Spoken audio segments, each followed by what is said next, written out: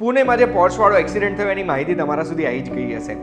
એ જે બાળક 17 વર્ષનો હતો જેના લીધે એક્સિડન્ટ થયો હતો એ બાળકની ફરીથી ધરપકડ કરવા આવી છે. પણ રવિવારે જ્યારે એક્સિડન્ટ થયો ને ત્યારે એક જુવેનાઇલ જસ્ટિસ બોર્ડે 15 કલાકની અંદર એને બેલ આપી દીધી હતી, એવું કહીને કે એક નિબંધ લખજે અને એની સાથે સાથે 15 દિવસ કમ્યુનિટી સર્વિસ કરજે, પોલીસવાળાઓની જોડે ટ્રાફિક મેનેજ કરવા જજે. આ જ્યારે મેં સાંભળ્યું ને ત્યારે મને પ્રશ્ન એ થયો કે 17 વર્ષની ઉંમરનો બાળક છે, 2 લોકોનો એને જીવ લઈ લીધો છે, તો શું એ 17 વર્ષનો છે તો બચી જશે? આપણો કાયદો શું કહે છે એ જો તમે જાણવા માંગતા હોય તો એના માટે ધ્યાનથી સાંભળજો. હું તમને એક વાત કહું.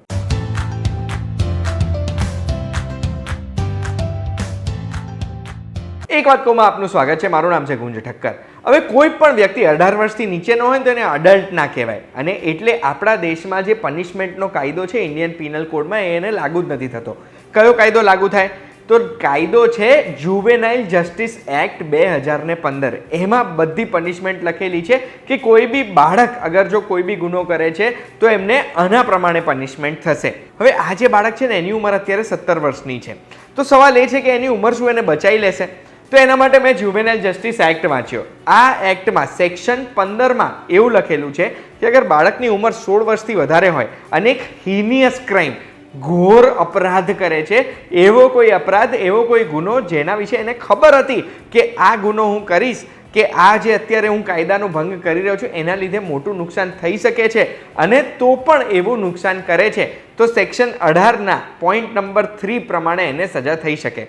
શું છે સેક્શન 18નો પોઈન્ટ નંબર 3 જુવેનાઇલ જસ્ટિસ એક્ટમાં? તો એમાં એવું લખેલું છે કે જુવેનાઇલ જસ્ટિસ બોર્ડને જો એવું લાગે છે કે આ બાળકની ઉંમર 16 વર્ષથી વધારે છે, એને ખબર હતી કે ભાઈ મારાથી આ તકલીફ થઈ શકે, મારા ગુનાથી લોકોને ઈજા પહોંચી શકે, જીવ જઈ શકે, તો પછી એ બાળક, એ ચાઇલ્ડનું ટ્રાયલ, એનો કેસ એક અડલ્ટ તરીકે થઈ શકે છે, અને જે તે કોર્ટમાં આનો કેસ ટ્રાન્સફર થઈ જશે, જુવેનાઇલ જસ્ટિસ બોર્ડમાં નહીં રહે. હવે એમાં જ પહેલો સવાલ મને એ થાય છે કે ભાઈ આટલા ટૂંકા સમયમાં 3-4 દિવસમાં હું આ વસ્તુ જો શોધી શક્યો છું, તો એક જજ જે અહીંયા આગળ બેઠા છે એ જજે શું એ લાશોના ફોટો નહીં જોયા હોય જે વ્યક્તિઓએ પોતાના જીવ ગુમાયા અને જે બાળકના લીધે આ લોકોના જીવ ગયા છે?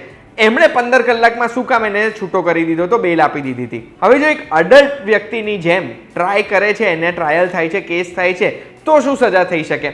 તો પુણેની જે પોલીસ છે, પુણેની ક્રાઇમ બ્રાન્ચ છે ને, એ section 304 of Indian penal code લગાડવાનો ટ્રાય કરી રહી છે. સેક્શન 304 પ્રમાણે મેક્સિમમ સજા જેલ થઈ શકે છે કે પછી ફાઇન કે પછી બંને થઈ શકે. ને જેલ કેટલી?